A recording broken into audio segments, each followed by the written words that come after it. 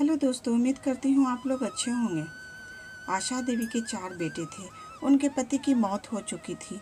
तब उनकी उम्र 60 साल की थी। वो अपने पुराने घर में रहती थी जो उनके पति ने बनवाया था। उनके चारों बेटे उनसे अलग रहते थे, लेकिन वो अक्सर अपनी माँ से मिलने बारी बारी से आते रहते थे। आशा देवी के चारों बेटे ने जिद की कि माँ उनके साथ आकर रहे, पर आशा देवी ने कहा नहीं, मैं कहीं और जाकर नहीं रहूँगी, क्योंकि इस घर में तुम्हारे पापा की यादें हैं। चारों बेटे दिखाते थे कि उन्हें माँ से बहुत प्यार है, लेकिन इस प्यार की असली वजह कुछ और ही थी। वह वजह थी माँ के पास एक संदूक का होना। लोहे का एक बड़ा सा संदूक था जिसमें बड़ा सा ताला लगा हुआ रहता था।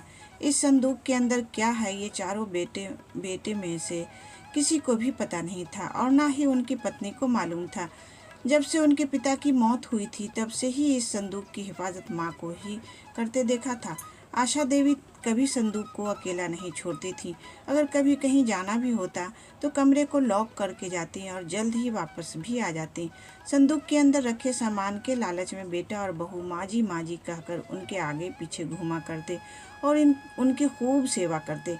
आशा देवी भी अपने बेटे और बहू को खूब अच्छी तरह जानती थी कि वह इतनी सेवा क्यों कर रहे हैं। उन्हें मालूम है जिस दिन यह संदूक बहू बेटे के हाथ आएगा उस दिन उनका वैल्यू कुछ भी नहीं रह जाएगा, इसलिए वह इस संदूक की इतनी हिफाजत करती हैं। बहुओं ने कई बार सफाई के बहाने संदूक के पास जाने की कोशिश की, लेकिन माँ जी ने उन्हें बार बार टोका और कहा कि इस संदूक से दूर रहो। वक्त आने पर इस संदूक में क्या है तुम्हें अपने आप ही पता चल जाएगा। रात में कोई न कोई माँ के घर में ज़रूर रुकता, लेकिन माँ जी अपने कमरे में किसी को सोने नहीं देती थी। इस तरह आशा देवी ने इस संदूक के सहारे 15 साल निकाल दिए। एक दिन आशा देवी की तबीयत बहुत ज़्यादा ख़राब हुई तो डॉक्टर ने कहा कि उन्हें अस्पताल में भर्ती करना पड़ेगा। डॉक्टर के यह कहते ही बहुओं में दुख से ज़्यादा उत्साह दिखाई दिया। उनकी आंखों में चमक साफ दिखाई दे रही थी।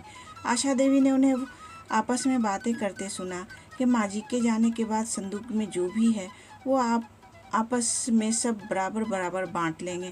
आशा देवी ने जब यह सुना तो उनको लगा कि अब वक्त आ गया है इन सबको यह बताने का कि संदूक में क्या है। उन्होंने अपने बेटे और बहू को अपने पास बुलाया और कहा, पहले तुम लोग यह जान लो जिसके लिए तुम सब इतने सालों से चक्कर लगा रहे हो, उसके बाद तुम्हारी मर्जी कि तुम लोग मेरी सेवा करते हो या फिर हमें छोड़ देते हो। फिर आशा देवी ने अपने तकिए के नीचे से एक चाबी निकाली और बेटे को बोली, संदूक खोलो। वहाँ खड़े सभी बेटे और बहुओं की धड़कनें तेज हो गई थी। आज उनके बरसों का इंतज़ार ख़त्म होने वाला था। संदूक में अलग अलग कपड़ों में लपेटकर कुछ रखा हुआ था। सबकी आंखें बड़ी ताज्जुब से उस संदूक की ओर देख रही थी। माँ ने कपड़ों में लपेटा हुआ सामान बेटे को उठाने को कहा। सारे बेटों ने एक एक सामान उठा लिया और उसे खोल कर देखा। कपड़ा खुलते ही बेटे बहू का मुंह खुला का खुला रह गया।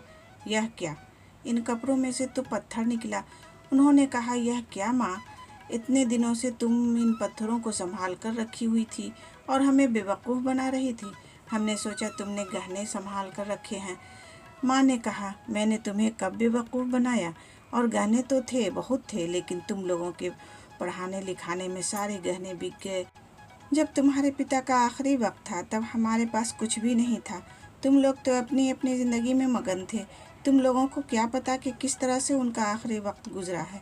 लेकिन उस वक्त भी उन्होंने तुम लोगों से कुछ नहीं कहा और वो समझ गए थे कि उनके जाने के बाद उनके बेटे मेरे साथ भी यही सब करने वाले हैं।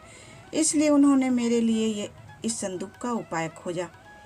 देखो कितना सही उपाय था। तुम लोगों को बेवकूफ़ बनाना या तुम लोगों से सेवा करवाना ना उनका मकसद था और ना ही मेरा।